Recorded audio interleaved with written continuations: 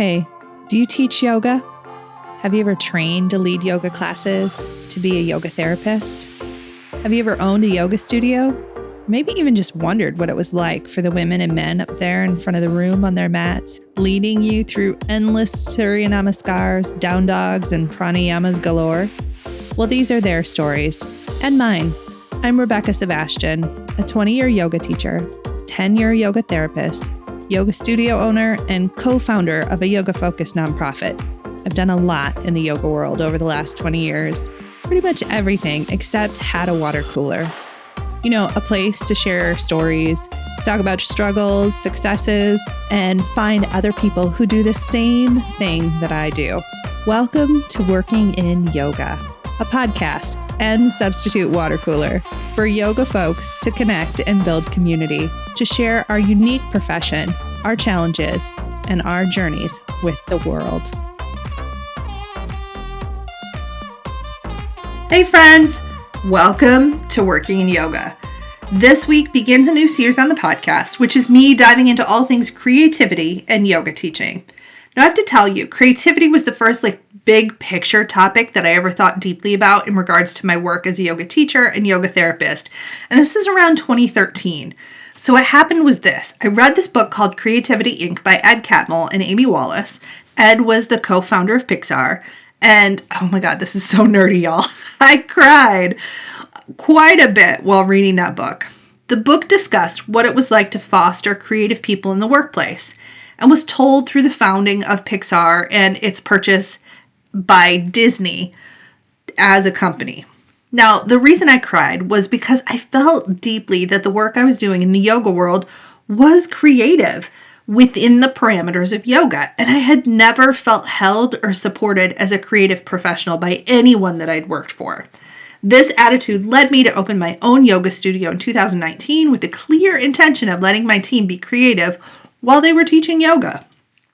We, of course, set some boundaries around the teaching that was happening within the space, but I always encouraged the instructors to be creative if they were so called to be. Creativity is a byproduct of being present within a space and responding to the world around you. And we're experts at this in yoga. And then on top of that, the creative process results in the building of something new or innovative based on that experience you have in the world. Okay, let's officially define the term. This is coming from Wikipedia, y'all, but I really liked the depth of this definition. So creativity is the ability to form novel and valuable ideas or works using one's imagination. Products of creativity may be intangible, like an idea, scientific theory, literary work, musical composition, or joke. Or it may be a physical object, like an invention or a dish or a meal, a piece of jewelry, a costume, or a painting. Now, creativity may also describe the ability to find new solutions to problems or new methods to accomplish a goal. Therefore, creativity enables people to solve problems in new ways. Okay, this little bit is a bit about the history of creativity, and I thought this was interesting. Most ancient cultures, including ancient Greece, ancient China, and ancient India, lacked the concept of creativity, seeing art as a form of discovery rather than a form of creation. In the Judeo-Christian Islamic tradition, creativity is seen as the sole provenance of God, and human creativity was considered an expression of God's work. The modern conception of creativity came about during the Renaissance, influenced by humanist ideas. Okay, so scholarly interest in creativity is found in a number of disciplines, primarily psychology, business studies, and cognitive science, and is also present in education and the humanities. So there's our working definition for the series. And I also have some personal history with the term creative or creativity. So confession time. I used to be married to a dude who was trained as a creative, and he used to call me a very uncreative person all the time. I felt really unseen in my work, which I felt, as I said, to be very creative. And of course, it hurt my feelings. But also, it forced me to really define what creative or creativity is. Because oftentimes, by other people's definitions, the act of being creative is only in regards to fine art, writing, dance, or music. But there are many other ways to be creative, and this series on the podcast, which will run till the end of the year, seeks to expand that very traditional and perhaps uncreative definition. Running a business for me is a wildly creative act. I find so much joy in the innovation that's required to achieve a business goal that I have set or build a product or service that other people enjoy. And business ownership has pushed my mental boundaries of what is possible in ways that I've also found by looking at fine art or reading a well-written novel. So this series on the podcast is a love letter to us, the yoga professionals, and our relationship with creativity. There is, as usual, a listener's guide to the series that you can download from the pod's website, workingyoga.com/discussion guide. This one is both printable and you can edit it on your phone or laptop. It's designed for you to have both some internal reflection on your creative experience, but also has questions and prompts that you can share with friends and colleagues. Now remember, our jobs get better when we connect together. So go find your favorite yoga pro friends online or in real life and talk about how you find your jobs to be creative. First up on this series is today's guest, Shelly Auld. And I have to tell you, Shelly and I have been around in the same circles of yoga folks in the Midwest for several years now. And we hadn't really had the opportunity to connect deeply one-on-one before this podcast episode was recorded. And her work, both in the yoga space and as a professional for a school district, frankly blew me away. She's creative as hell, and I know you all are going to love this conversation. So let's get into it, my friends. Here it is, my chat with Shelly Auld, a yoga pro and well-being specialist for a school district. Hey friends, welcome to Working in Yoga. Okay, so this week on the podcast, I have my friend Shelly Auld coming to talk about my new favorite obsession, you guys, creativity and the creative process in yoga teaching in our jobs. So Shelly, will you tell everybody who you are and what you do so we can get into it? I'm so excited. Yes, I am too. I am a well-being specialist for a school district.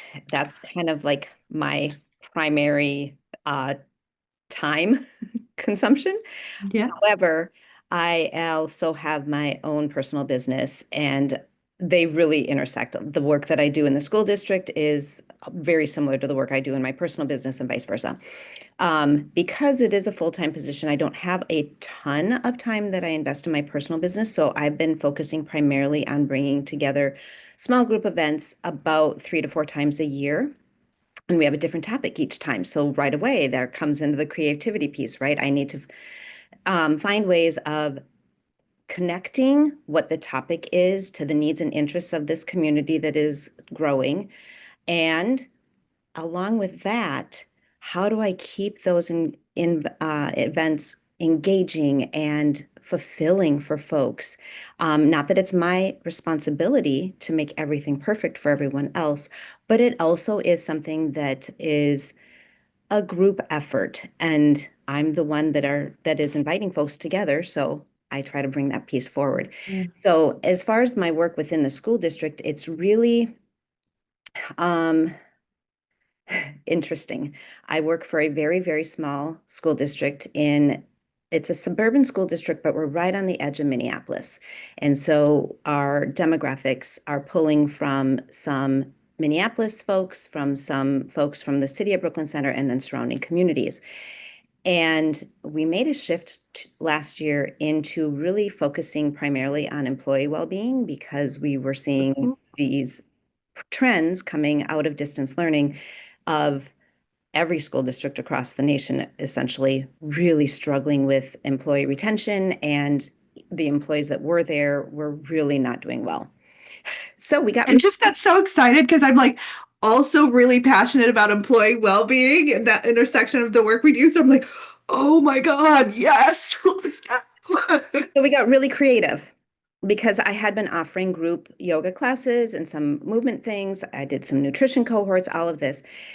And coming back from distance learning, people were like, yes, I really need this. And at the same time, I would be walking into the school building to go do this yoga class, let's say, and staff would be meeting me on the way out the door, white knuckling their way to the car. Like, I know I need it. I can't. I just can't. Yeah. So my boss is the director of HR, and I went to her and I said, hey, how about this thing? We have all of these other modalities that I hold that we don't utilize in the district. Why don't we shift to a one-to-one appointment base?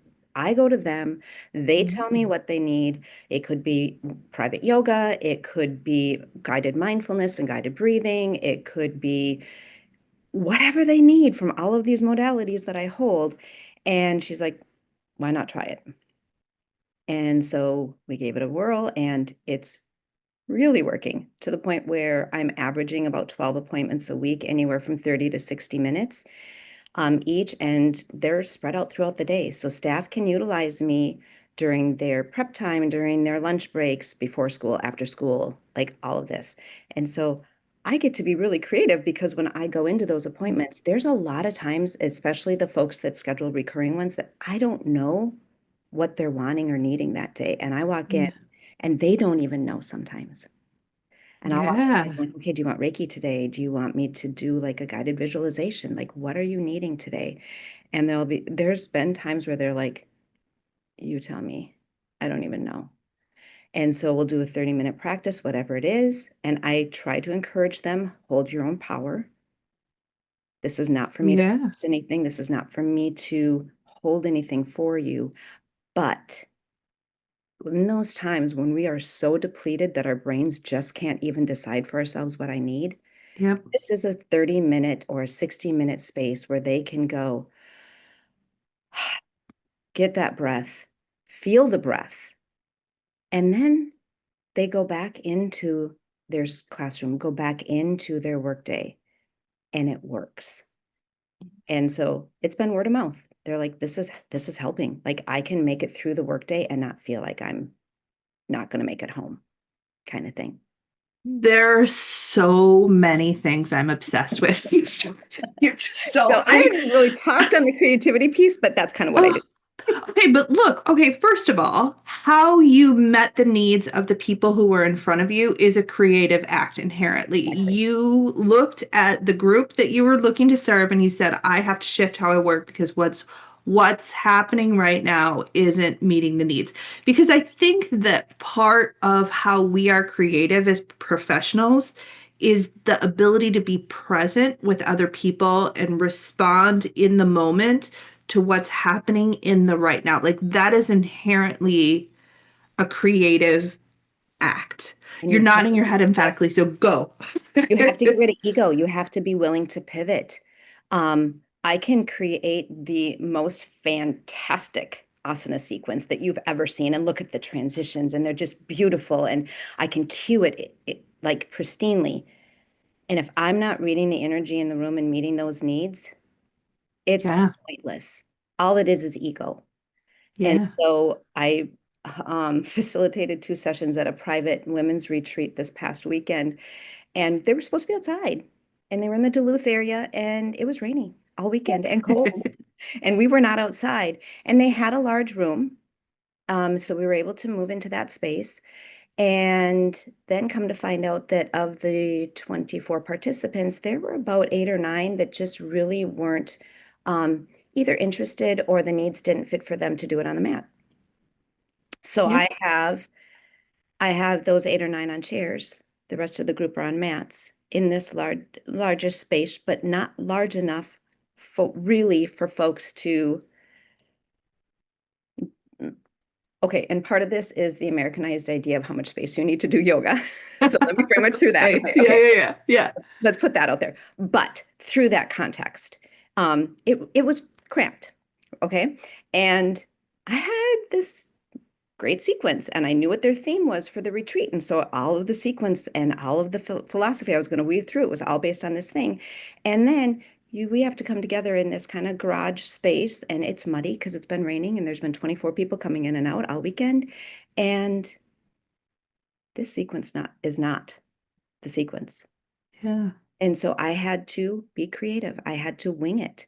I had to put together a flow because it was It was labeled as a slow flow session. That's what people were expecting. I had to put together a flow on the fly that was going to meet the needs of about two-thirds of the group in chairs, or one-third of the group in chairs, two-thirds of the group on the mat.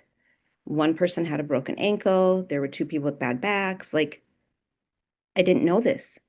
And I Yeah. come in.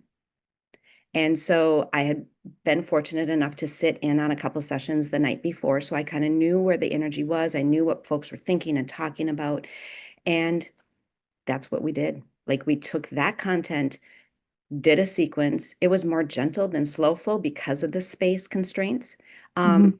But I had to get rid of ego. This has nothing to do with me spending the 2 weeks to put together these two sessions that were going to align seamlessly. And it was going to just show all my, creativity and all my knowledge around yoga philosophy and all my, integration of energy work and whatever.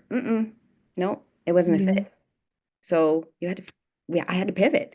And it's kind of hard to let go of some of that sometimes because they don't then get to see all this other greatness that they could have experienced, but it wasn't necessary in the moment. And so that creativity is so important for freeing up. Letting go of ego is so important for freeing up the creativity. Yeah. Because if I'm stuck in this one paradigm, I cannot get to what other options are available right now. Yeah. Okay, so riddle me this because I feel like every yoga teacher has had this moment, right? So you train to be a yoga teacher and you get to the end of your teacher training and maybe you start teaching classes and you bring with you your book, right? Like, I and still do. and your book has your flow written out and okay, so Your I'm gonna do cues. yeah, like this is the transition between Virabhadrasana 2 and a down dog or something like that. And then you forget the book. The first day you forget that book, I think, is the first day you understand how creative this job can actually be because you don't know. Like you've prepped, but then you don't have it in front of you. You don't have like that sort of like security of going, Mhm. I thought about this ahead of time, and you have to respond to what the room is experiencing. It's almost like the first time that you look up, right? Like as a teacher, that you're like, oh, there are other people here because you're so nervous at first. I was so nervous at first. Mhm. And then like we're doing what you said, like you're responding to the room. Um, how do you get better at that, do you think? I got thrown into that in a big way. Not that I forgot my book, but I was right out of 200. I was doing some practice classes at the studio. And, you invite friends and family, they come, they do your thing. And so I had three of them scheduled, and first one goes off seamlessly. Yes, I've got this. I can do this. I had my notebook. I had the whole thing. Practice my verbal cues in the backyard for an hour before I went. Yeah, yeah. And then the second class happens, and my daughter had told me she would come to all three. And she's in her first job right out of college when I'm doing this, and she comes into the second class, and it's your kid. You feel that energy as they walk in, Yeah. right? And I'm like, ooh, she had a bad day. And she comes in and she starts the class as I'm cueing it. And then I see that just a couple minutes into the warm up, she's going into child's pose, and I didn't cue child's pose. And I'm like, oh, wait, am I doing it wrong? What's Yeah. happening here? And then she flips over after a couple minutes onto her back and stays in Shavasana for the whole rest of the class. Ah, Now, this was a huge pivot for me because I can still hold that energy, hold that space. And I don't know if it would have been somebody other than my child if I would have had that same ability to really tap in and know. But yeah. that moment was so impactful, and it has impacted me now for the last almost 10 years, in that this is not my space to control any other body. This is my space to hold and nurture for the collective, including self, for the collective to be able to access thriving in the best that we can within this society and all the stuff that's going on, right? Like Yeah. that maybe was not quite as intensely creative, but it had to shift my brain from I'm going to control how all of this is going for all of us to I have zero control. Yeah. I actually am here to just be able to offer suggestions as we hear at the beginning of so many classes, but that's literally was where I was like, oh, this is just suggestions. It's not that everybody has to do it my way. Yeah. So that was helpful in that regard. And then, yeah, just that getting to that point where all of a sudden, like you said, I loved how you framed that. Like you look up and you're, oh, it doesn't hurt if I Yeah. make eye contact. It doesn't hurt me. It doesn't hurt Yeah. them. You Hmm. know, it's not as scary. And it does take, that takes just, again, so much time of separating self from the space. Yeah. I The small think, other self. yeah. Like, I think one of the things I realized early on in my teaching was that I would come into a class and I would feel like I killed it. Like you'd be like, I taught the best yoga class that ever existed on the face of this earth just now. And everyone would leave and be like, thanks, Rebecca, see ya. And they'd be out the door. Not a word, dead in the face.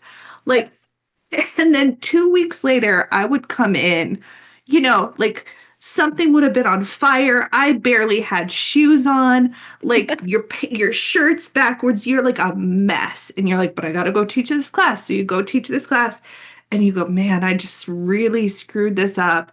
And three people after class are like, wow, what you said really made a big difference to me. Yep. And I realized, oh, their experience is not my experience. Whoa. Yeah. Like I find Yeah. that interesting. Yeah. So I'm gonna dip my toe in this pool and you tell me if you want me to pull the toe back out. Okay. So when you first reached out, I was like, yes, because here's the thing. For me, creativity and play are interconnected. We know this. Yep. Creativity and play are often considered childish endeavors in our society, in our current mindset, right? Like they're not important or they're diminished from to whatever extent. I work in schools. Like I know the critical nature of play for all ages and stages. It doesn't go away when you become adults. And if we allow it to go away, it really dries us up. Like it does. Like we dry up so much earlier than what we have to if we don't incorporate intentional play, whatever that means, whatever that looks like to that individual. And so creativity is nurtured out of play and vice versa. And so here's the thing. I am I am deeply committed to this, not even committed. This is core truth for me. In an inequitable society, nobody is truly well. And Ooh. Yeah. so, if we are looking at this idea that if I am unwell, my neighbors will be unwell to some extent because that energy is shared. It impacts folks in some way, whether it's resources and finances, whether it's I'm not able to show up and do an appointment for somebody that was planning and needing that appointment that day, whatever it is. And when my neighbors aren't well, it impacts me to some extent. Yeah. So this is a collective. There is no such thing as individualistic well-being. It just does not exist. So when we're Yeah. thinking about this and how does that tie into creativity then, it almost felt like when I was like, how do I say this? Because to me, social justice is a creative work. And I don't Mm. mean that in a way to diminish how critical that work is, but without bringing in creativity to the work, without bringing in creativity to this idea of how yoga philosophy is intertwined with social justice, um, again, it kind of dries up. Like we can Yeah. read all the yoga philosophy in the texts. If we can't embody it in the way that is true to our capital letter S self, and we can't find those entry points by being creative of what this means to me. And that was a hard lesson for me. I was like, okay, so this idea of tapas. Yeah, I got Yeah. it. I tend to embody a 10 on energy, and most of the time people are like, you wear me Hey, out. girl. Same. Like my husband, we've been married 36 years, and he's like, sometimes you just wear me out still. And yet, so I know this about self. I know that then for me, tapas isn't always like going harder, like all the things you learn in 200-hour, right? Yeah. It sometimes means you have to slow down and whatnot. It also then, if you apply tapas to social justice work, what does that mean for you? Mm. You know what I mean? Like you have to Yeah. be able to access those points of svadhyaya, that self-awareness piece, and and each of the yamas and niyamas, and how does this impact me? So how can I impact the whole? Yeah. And you don't get there if you're stuck within, here are the check boxes you need to do in order to get there. The checkbox thing annoys the shit out of me. I'm gonna be honest with you, Shelly. like, Same. like, Mic drop.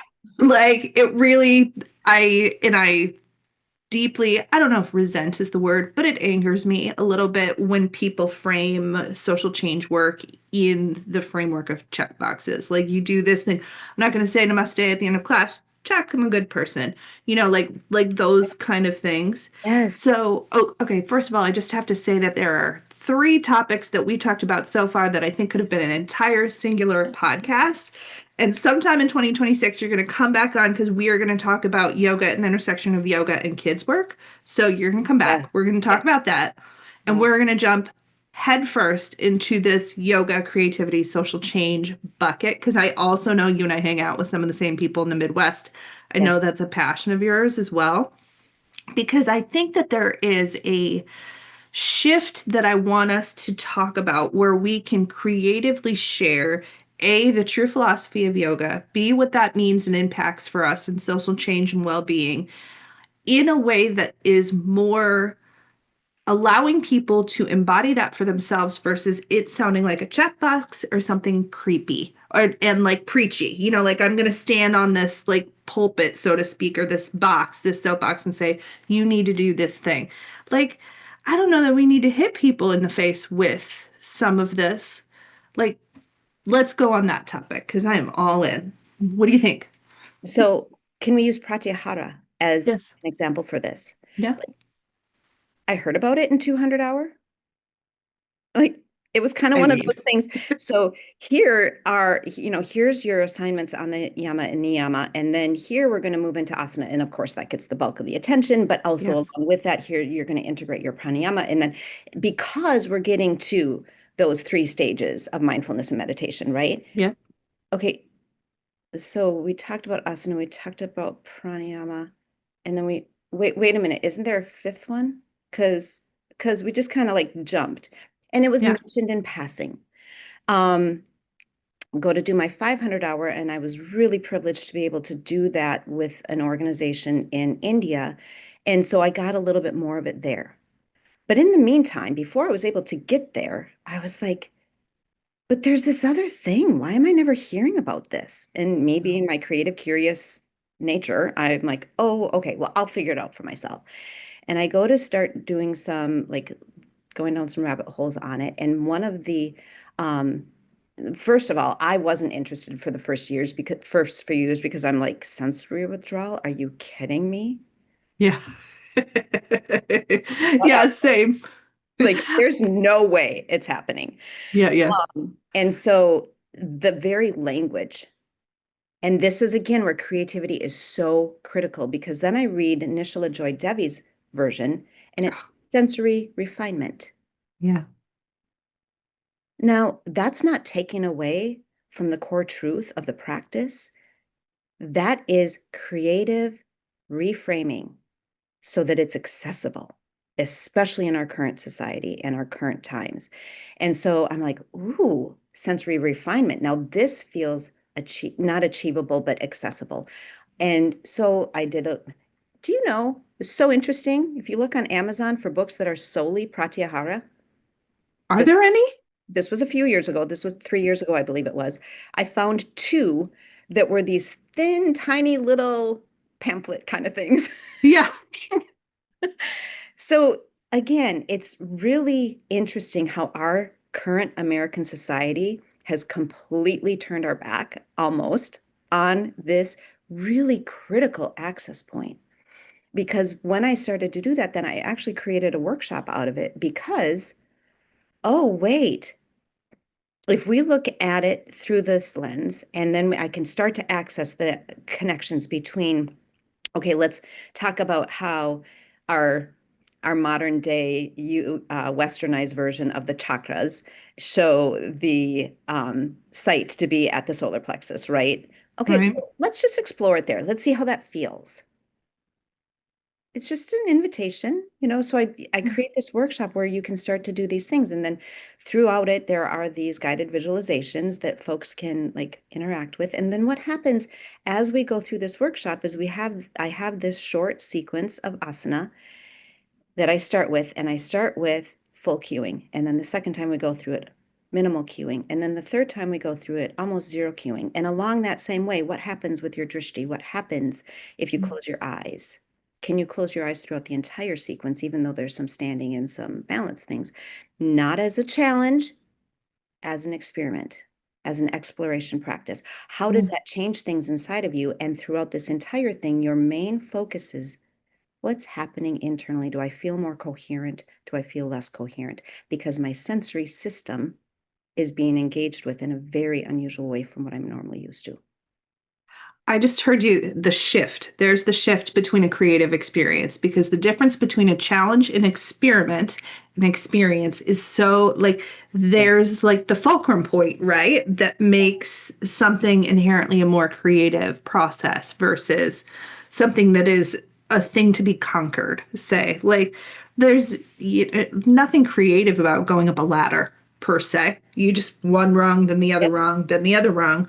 But there is something creative in saying, what if we do this? And how about you tell me how you feel? Like That, there's that point, that. right? Yeah. Because you have to be, in my opinion, especially if this is going to be collective healing and social justice work, there needs to be a full intentionality behind the fact that, again, I'm only the guide. I have these thoughts. I've tried it this way. I'm going to bring it to the group. What do you all think? And so when I first brought it to, I was doing a small group yoga series at the time, yoga class, the conventional version. Yeah. And I'm like, okay, we're going to try this thing. Like, you all help me. And I learned so much from them because, like, for example, the one person was like, okay, so you gave us this assignment at the end around how we engage with our hearing senses. And so I took it home, and I have this child that tends to be the mom, mom, mom, mom, mom, mom, mom. And so she said, I did the practice that you recommended. And what it did is completely disrupted what my child was used to for the typical response. And so she became interested. And so we did it together. And then how that shifted her nervous system and her Yeah. engagement with the environment. And I learned so much. Like, there were just those little stories that they came back to me with. Or as I was doing it, okay, if I'm not cueing as much as what I generally, I tend to have verbal vomit. I'm sure you can tell just in this conversation. Like, this is what you're used to with me. This is the energy I typically bring in your classes. How does this feel for you now? Like, what can you can teach me how this is. And it's that decentering of self, because otherwise collective healing can't help. I can't stand up there and put myself on a stage and say, this is how we're all going to come together and we're all going to be better because yoga is going to fix us and save us. Yeah. It's Yeah. not going to if we're not taking the collective wisdom and collective strength within that space and within that community to fully integrate it and be open to there's wisdom here that I don't hold. Yeah. Ooh, yes. Yeah. Yeah. So your comment on verbal vomit made me think of something because I too, I'm like chatty, right? I like talking and I'm chatty and I don't mind standing in front of a room of people and being chatty. And I had this moment also similar to what you're saying. Like, there's a point where we as teachers need to remove ourselves from our students' practice. I believe very strongly. Like, Yes. the better you get as a teacher, the more you're removing yourselves from somebody else's experience and just holding the space for them to have their own experience. So, you know what I ended up doing? I stopped teaching with a mat. so that they didn't have somewhere to look at. And I would like hide in corners. Just be like in the corner at the front of the room, like like just think about doing this thing, and then it would just happen. People would kind of have their own version of whatever my cue was because I wasn't there to demonstrate it. Yep. And there is like this, like that's an interesting creative prompt actually now that we're talking, that was a creative moment for me in my teaching was how do I remove myself from their practice? Exactly, because we get in these habits, we get in the samskaras. Yes, absolutely. And then this is how I do my classes. And also, then there's this other dynamic of, well, that's what they expect. But How do we fight that? expectations and creativity, they don't always match up very well. Our Yeah. expectations, those external expectations, or even the external, what we are perceiving might be external expectations. Um, if I get stuck, again, those become check boxes. That's not creativity. Yeah. You Yeah, know, that's performance. It's it's theater. performance. Yeah. Yeah. And I'm not connecting with the actual energy of the space at the time. Yeah. And I'm as like, a teacher, nobody gave you money for your theatrical performance. They gave you money so they could have an experience that was led by you. That's a different thing entirely. yeah, and it's led by that instructor at the space of the room. That's how our society is currently telling us is the best access point, right? And yet also for me, a lot of it is just bringing the awareness to the fact that we are so overscheduled. We are the again, those internal and external expectations of how I need to do and perform and produce every day in life. And this being something I've recognized I need to integrate into my life for my own for my own sanity sometimes, Yeah. for real. And I can do this at home on my own, or I can put in a video or I can, but once I get home, then there's all of these other things pulling at me to do and to perform and to produce. If I step away from that and I go into this other space where this is what it's for, and to Yep. be and to be able to fit within some sort of social norms, I need to be and hold myself there. I'm going to then be better able to access it. It's not that it's not that people have to have me at the front of the room because I have all of this whatever. It's because they need a space so that they do it. Yeah. And Yeah. so again, that to me is like you were saying, like how do you have to decenter self. Yeah. That can Yeah. be scary because ego doesn't like it, number one. And number two, we're taught that you are there to do all of this stuff for them. Yeah. We were never No, trained this way. We were never no, trained this way. Yeah. no, we're there literally to open up the door, come in. Here, I'm going to do my I'm going to do my darndest before we come in there to have myself regulated and in coherence internally, so that Yes. as you come in that door, you can feel the shift from, let's say, what was happening at your workplace or what was happening in the carpool line or whatever it might be. And you can come in, and before you even get yourself on the mat, your nervous system is already recognizing this energy is different. I have This different access. this is something that I didn't think. I love that I don't prep for these interviews and we just talk because then we get to a point where I I'm was like, feeling like I maybe should have, but I no, didn't you should. know. This is so good because this is a thing that I hadn't thought of in this topic. And I will tell you, creativity is probably the first big topic in the industry I ever thought of. I got really obsessive with it in like 2014, right? I read this book by the guy who founded Pixar and then went on this whole rabbit hole of like our jobs being creative.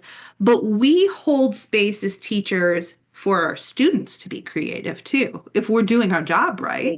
Exactly that. Yeah. Like Exactly that. I never thought about that till like right now. So Because like think about yeah. it, we're offering them the invitation to notice, how does this feel in your body? Yeah. You know, well, how should I have my ankle? I don't know. What happens when you do position your ankle this way or that way? Then what? And so then once they maybe have one or two or three or four classes with that instructor that is taking that approach, they start to then be better able to embody for their own selves.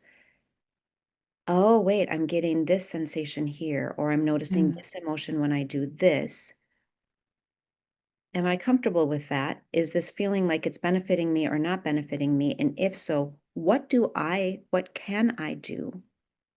What do I feel like doing to make this the best experience for me?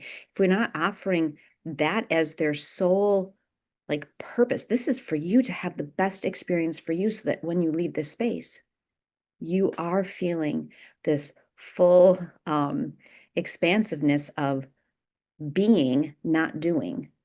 And to get to that place, you have to be creative within your own self because I can't know that. My lived experience doesn't allow for me to know all of that from Yeah. all of the different diverse lived experiences that come into my classes. How could we possibly? Right. So, okay, you're gonna be my therapist for a moment. Great. And the most In my non-technical scope of way. practice, can I just put it there? Way beyond my scope of Girl, this is why I started this podcast. So I can just figure out all of valid. my stuff Valid. through the great people that I know in this industry. So I'm like thinking if somebody's listening to this podcast here and they're going, oh my gosh, I really want to teach this way. I want to teach more creatively. And maybe they were like me. I was trained as an Iyengar instructor. My first teacher, the person who trained me in 200 hours, trained with Iyengar in India in the 70s. So like that's a very rigid and frankly not particularly creative way. Ashtanga would be the same. You're thinking your Baron Baptistes. I'm thinking, of course, Bikram, like all Mhm. those sort of ways that a lot of us in North America and the West were trained is very like, yeah, it's one thing after the other. How the hell do we deconstruct all of that training to be creative teachers? So many thoughts. So many thoughts. Yes, all of them. Let's go. Okay, first of all, going back to the very fact that for thousands of years, asana sequences were not part of yoga. Yes. Like you Yes. have to found it in that. Yes, they're an access point for us now. And I firmly believe, like we already talked about how much energy I have, and I need the physical release in order to access a more regulated nervous system so that I am be even the tip of some mindfulness can come in, right? Um, and so I am firm believer that as humans have evolved, as our cultures and societies have shifted and changed, that the asana is critically important for the majority of us, especially the sit down culture, that we're not moving our bodies like thousands of years ago when maybe the moving the body was just such an integral part of the day that the sit down access mindfulness and meditation wasn't as difficult because your energy wasn't as stuck from sitting for hours and hours and hours. So let me that's my foundation. Asana, yay, love it, and it's super important. I believe for the majority of folks in our current culture. And then from there, reminding over and over it is not the purpose. And so as we move through the asana piece of it, the purpose is to get to that internal coherence so that I can hold my internal coherence no matter who I'm with and have collective coherence if the other folks are choosing. And then we know in our current society there's a lot of folks not choosing, but that does not mean that I still can't keep myself coherent because if I don't, I'm sick. It's going to come Right. out in some way. Yeah. So, starting from there, reminding over and over that the asana is secondary. And when I began to approach it with that, then it was like, well, if it's secondary, then what is the primary? What is the purpose? And framing the asana into that purpose made a difference. And then that's where we go back to what we started with at the beginning of, okay, so this is our purpose for today, and I'm going to walk into the room, and this is the energy now that I have for today. So maybe it is something where, for whatever reason, there's 6 to 8 people in that room that are just flying high and all sorts of stuff. And oh, okay. So if our purpose is to get to the point where we can have internal coherence, maybe sit for even 3 to 4 minutes towards the end, start to access the mindfulness, go a little bit deeper, find if some folks are ready for meditation at that point or whatever. But now this means I need to scale up because there's so much energy in this room. Yep. Do you get what I'm saying? Like it's this Yeah. dichotomy where it's not the thing, but to get to the thing, Yeah. You have to respond in you a have to particular way. respond. Yeah. Yeah. It's that presence I piece. feel like your question was so much bigger than what I actually was able to like with that one answer. Um, but that's a starting point. No, I think we've touched on this more than once. Your answer is essentially you have to, in order to enact the creative process, you have to look up from your book. You have to be present in the Yes. room. You have to be Yes. present with your students, with your, if you're a yoga therapist, your clients, whomever, you're present with them. And creativity starts there. There we go. Creativity starts the moment you forgot your book. Well, yes. And so you had mentioned all of the lineages of these asana, uh, primarily asana Heavy asana. Yeah. techniques. Um, again, remembering that when did that happen? When did that lineage come about? 4 seconds ago. 4 seconds ago. It seriously in the whole like spectrum of our timeline 4 seconds ago. Yeah. And so I my one of my mentors before I even did my teacher training also was trained directly under Iyengar, and so yay us, right? She was a fantastic human, so connected to her. And so I really was kind of attached. And this is again where the Yep. Aparigraha Yeah. comes into your practice, because if you're attached to this sequence, you're going to probably either cause Yeah. yourself or somebody else harm on some level. Yeah. So yeah, I was really, really attached to the idea that I really wanted it to be all Iyengar for myself, right? For what that's what my classes were going to be. And it was touched on in my 200 hour, but it wasn't their focus. And I ended up with the incredible privilege of being in a 200 hour that had this vast um, diversity of interests of the participants that were in that 200 hour. There was somebody that was in there as a psychologist that was just interested in like, how does this integrate like with my work? And so she really didn't want to do any of the asana. Okay. Somebody else that was all about the somatics and real small movements and real slow movements and whatever. And that started to broaden things out for me. And really what I landed on is, okay, I'm going to do flow classes. That's my jam. Well, I got in there and I'm like, but the way I cue, and that's finding your voice, which is also a creative process, right? Yeah. The way I Yeah. cue and the things that I really feel um, might apply to this community directly doesn't really align with an vinyasa flow. Yeah. So, okay, you continue to adapt and continue to shift your styles and your sequences and whatever until it's like this is where my voice feels the most comfortable, and for us to get to that primary. And this is not to discount the wisdom and the incredible respect that I have for those individuals that you listed of those lineages that like Sure. absolutely, absolutely massive respect. And at the same time, if I'm going to hold true to my understanding of yoga, that lineage might not be my access point to help Yeah. support others find their yoga practice. What was the moment where you felt like there was like prefrontal cortex cognition that creativity was a part of your teaching? Was it that moment when you had to go in and you thought you were a flow teacher?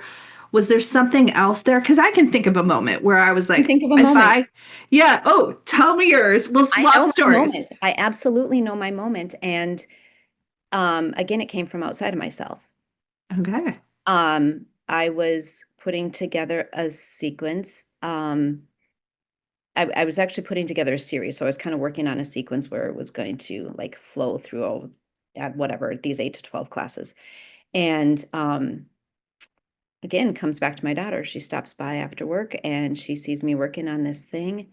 And she's like, this is really interesting because there's a lot of work within the school district that I do that does pull a lot of my creativity, and I love it. And it's so great. You're creating these Yeah. well-being campaigns for students and staff. And like, I just love that part too. She's like, I've been looking at ways to figure out how I can access more creativity, but like everything you do, you get to bring in creativity. And I'm like, oh, I was thinking of this as an assignment. As soon as she framed it that way for me, Ooh. it like floodgates opened. I'm like, oh, she's Yeah. 100% right. This is a creative process for me. This is a dance between body, soul, and mind for myself, but also a dance between there is no such thing as individualistic wellness. So as a community, when I come into this space, how then can we all collectively benefit? Yeah. And yes, because of the nature of this, they're coming to me as the quote unquote instructor. I say I facilitate and hold space, but that's their version, right? They're coming to me as their instructor. There's an expectation that I'm prepared. I will Yeah. hold that. That's my responsibility. That's Yes. the transaction that's happening here. I understand that. I'm not going to show up there and go, all right, what do y'all think? Do it for me. That's not fair. That's not just. Yeah. Yeah. We know the transaction. We need to uphold that. And in that moment, then it's like, oh, so yes, I can do this. This is not an assignment. This is playtime. What feels good with this, if this is our primary, this is the purpose that we're moving towards at the end of each session by the end of the series. And also, what's the fun in the middle with all of that? Yeah. Isn't that interesting? So my moment also has to do with that question of what's the purpose we're moving towards? Because it's like, as you were speaking earlier, I had a moment where I was like, oh, it's sort of expanding backwards. It's stepping back from the view of how we were trained, right? We were trained in this little thing, which is like essentially asana with some extras, is how most of us were trained.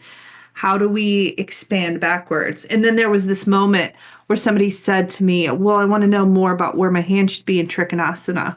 And I remember my head was like, I don't give a fuck. Like, wait, like if you think that's what we're doing here, I'm not teaching what we're actually doing. We've lost the plot. Yep, And yep, so yep. it was That really that same kind of thought. Yeah. and it's okay to say that. Yeah. It's okay to let that individual know that. Like, I kind of feel like perhaps maybe I did a disservice here because we can talk about that, especially if you're noticing that there's something during and or after the session that's not sitting well within your body. Like, I can absolutely do some exploring with you, and maybe together we'll figure out a different way to position the body so that you're not experiencing that afterwards. Um, and at the same time, maybe that shape just isn't a fit at this time for you. And so let's like de-emphasize it and instead figure out something else that you can put in that space. And then let's get to this purpose in a way Yeah. that you then feel a little bit more resourced to access. Will you tell everybody where to find you when they want to become obsessed with you and your creative process? Creative process. So yeah, Anexa Wellness, and Spell that for us. INEXAH. Okay. And there's a creative process behind the name. This was so great. Thank you Oh, so much I for this loved it. conversation. I loved it. Okay. Thank you. Thank you. Thank you so much for this conversation, Shelly. Here are our key takeaways. First, employee well-being. Oh my gosh, this is something that we can be offering for folks in a lot of different spaces. Now, Shelly does this in a school district, but there are absolutely people who do this for healthcare systems, corporations, and more. Seriously, why don't we talk about this as a job opportunity more often? Truly. Next, I will reference this a lot on this series, but the moment that you forget your notes as a yoga teacher and look up at the room is when your creativity as a yoga teacher can begin. Being present with the humans in front of you, responding to their needs, and shifting your teaching to move with them is wildly creative. Look for moments where you're responding to the room versus what you had in your head or on your paper as an opportunity to flex that creative muscle. Next, checkbox social justice framing is detrimental to the creative act of social change and shifting how we live in our greater lives collectively. We can't imagine a new, more equitable world for all humans if we're busy checking boxes on what it is to be a good yoga person or a good person in general. I've talked about this a lot, but if you want much more nuance in this discussion on the topic, let me encourage you to go back and check out my conversation with Colleen Sanders on the podcast. I'll link that in the show notes. And finally, we hold space for our students to be creative in their experiences as well. This is something significant. I really want to highlight this comment from Shelly. Our students can also have their own creative experience, responding to what their bodies, nervous systems, and hearts need. The thought occurs to me that all three of those things are part of what we call body, but our definition of them is vastly different in the yoga space. A body most often refers to the physical muscles and bones. Our nervous system is code for emotions or stress. And the heart is a synonym for love and connection. But you all already knew that, didn't you? Because we're creative like that. Next week on the podcast, we have Julie Andrini, a professional musician and yoga teacher. Talk about creative paths. Oh my gosh, I cannot wait for you to listen to that conversation. Until then, thank you so much for spending your time and attention with me. Let's go get to work, and I will catch you around the water cooler next time.